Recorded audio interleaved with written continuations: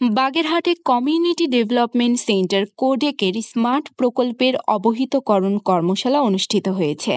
সকালে codec training সেন্টারে প্রধান অতিথি হিসেবে উপস্থিত থেকে এই কর্মশালার উদ্বোধন করেন বাগেরহাট জেলা প্রশাসক আহমেদ কামরুল হাসান।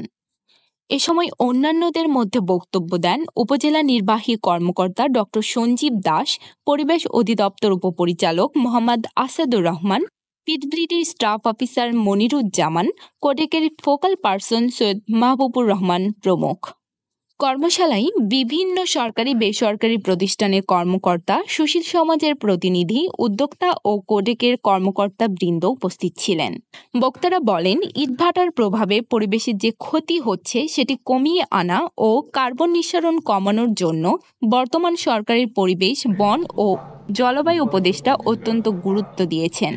পরিবেশ রক্ষায় নির্মাণ কাজে সরকারি বেসরকারি সকল স্থাপনায় পোড়ামাটির ইটের পরিবর্তে এটির ব্যবহার নিশ্চিত করতে হবে।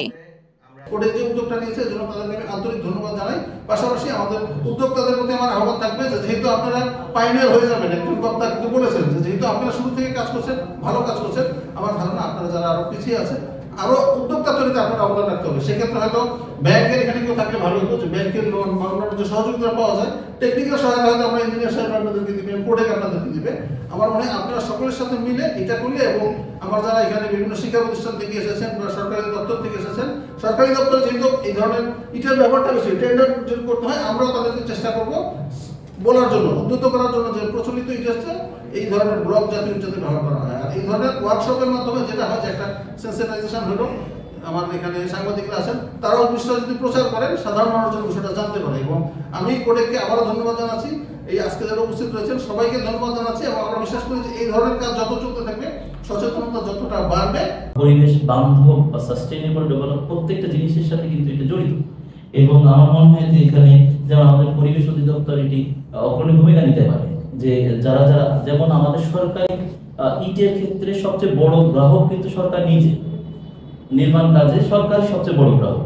তাহলে আমার সরকারি দপ্তর যেগুলো আছে, আমাদের এলজিটি পিডব্লিউডি সম্মানিত সহকর্মীগণ বলেছেন যে এটি উদ্যোগ আছে, হচ্ছে, কিন্তু আমাদের 25 সালের টার্গেটটা আমরা এখনো হয়তো করতে পারি না, যে আমরা শূন্যে চলে যাবো। মাইক্রো ফাইন্যান্স এসেছে এবং অনেক ডেভেলপমেন্ট প্রজেক্ট এখানে এসেছে। আমরা তখন সংলাপ প্রোগ্রাম করেছি, বিশেষ করে কিশোর কিশোরীদের। আপনারা যদি স্বর্ণ কিশোর হিসেবে দেখেন, এটা আমরা 2006 সালে বাগেরহাট থেকে যাত্রা শুরু করেছিলাম। পরবর্তীতে বিশ্বের বিভিন্ন প্রান্তে আমাদের ট্রেনাররা এটা সমৃদ্ধ করেছে, নেপালে, উগান্ডাতে, কেনিয়াতে এবং বিশ্বের মধ্যপ্রাচ্য পর্যন্ত আমাদের এই কার্যক্রমটি গিয়েছে। আমাকে আগ্রহ করে আমাকে বোঝাইছেন, তো এরপরে ওনারা আমাকে এখানে ট্রেনিং এর জন্য দাওয়াত দিয়েছেন। তো আমি ট্রেনিং এ এসে দেখছি যে আমার ইট বালুর ব্যবসাটা হয়তো একটা সময় থাকবে না। এই যে ব্লকের কাজটা, এটাই হয়তো ভবিষ্যতে এক সময় মানুষ এইটাই ব্যবহার করবে।